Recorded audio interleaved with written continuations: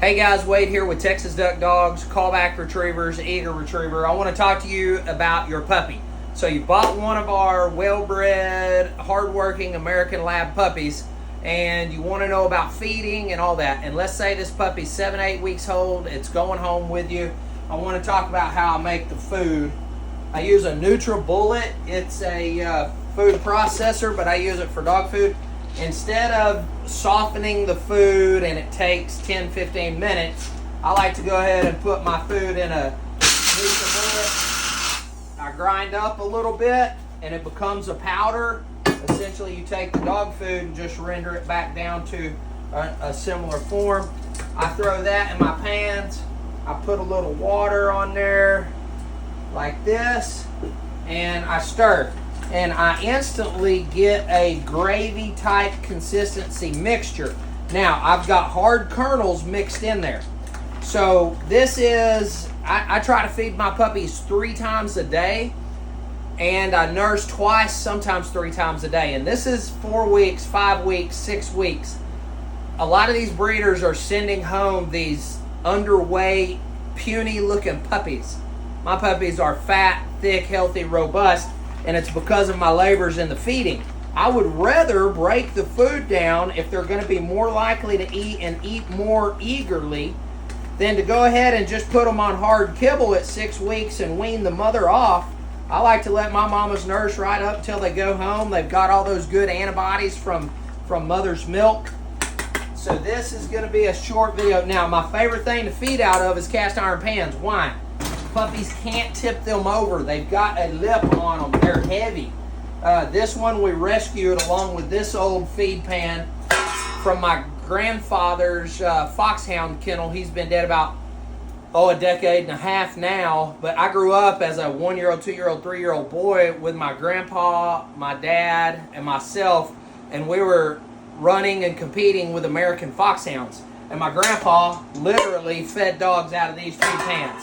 So a little bit of nostalgia there for me, but turns out there was a real practical usefulness in feeding puppies with cast iron skillets because they don't tip it over and then you don't have a big mess with the food everywhere, and the lip is short enough that you can get 4 or 5 puppies all around one pan feeding.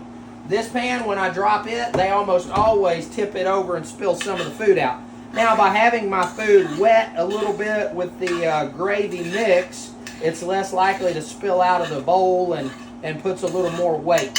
So now I'm going to clean my spoon off, rinse it with a little water. I usually keep a cup of water here, and I'll keep everything clean, let it dry for next time.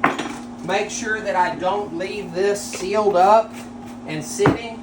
It needs to be open where it can air and you don't get any moisture trapped in there. Now I'm ready for my next feeding later in the day, about every 4 hours, 5 hours, 6 hours. I'm giving the puppies another round of food. So for your puppy as it's going home with you, you might want to make a little gravy mix and feed 2 or 3 times a day. Typically we say an 8-week-old pup is going to get about a half a cup 3 times a day. But by the time 10 weeks is here, that's 3/4 of a cup 3 times a day. By 12 weeks, it's a full cup 3 times a day. So as that puppy is growing and becoming more robust and burning off more calories, we're increasing feed.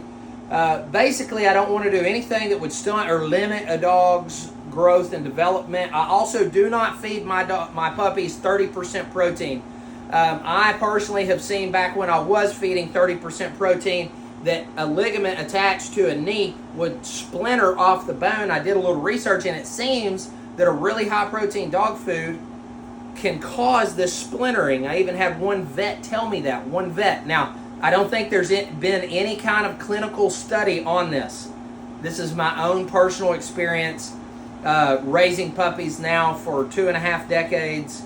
I'm a 5th generation kennel operator, great-great-grandfather, great-grandfather, grandfather, my dad, myself. I'm the only guy that branched out into labs. I was crazy. Everybody else had hounds. But come full circle, my 17-year-old just bought a Walker Hound and is exciting about training that puppy for coon hunting. So hopefully these tips help you. I'm glad you bought one of our puppies, and if you hadn't, check us out, callbackretrievers.com. Check out our website. I hope this helps. Happy hunting, and see you in the field.